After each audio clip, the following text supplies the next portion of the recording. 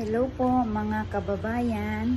Ako po si Emma Vito, a public teacher dito po sa bayan ng Pinamalayan. At ako po ay pa 2 months ng aneurysm survivor. Last October 1 po ako naoperahan dahil ako po ay naputukan ng ugat.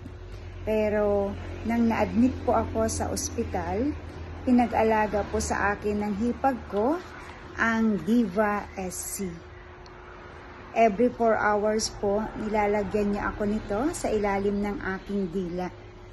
Sabi nga ng hipag ko, hindi naman masamang subukan dahil hindi naman ito nakaka-overdose. Kaya hinayaan ko siyang gawin kung ano ang dapat.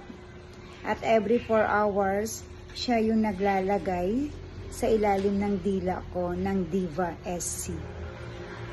Para sa akin, ang Diva ay malaking tulong para sa mas mabilisang paggaling ko dahil ito ay nagpapababa ng aking blood pressure. Isa pa rin kagandahan nito sa paggamit ko nitong Diva, nang uoperahan ako, dapat ay 2 clip ang gagamitin, pero awa ng Diyos, 1 clip lang yung ginamit sa akin.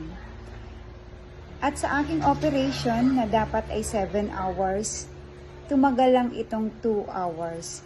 Yes, thanks God. Kaya nagpapasalamat ako sa Diva sa tulong nito.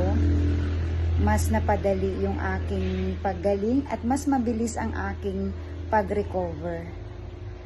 Kahit natapos na ako sa aking operation, ito pa rin yung pinag-alaga sa akin ng aking hipag, ang Diva SC. Yun lamang po, maraming salamat.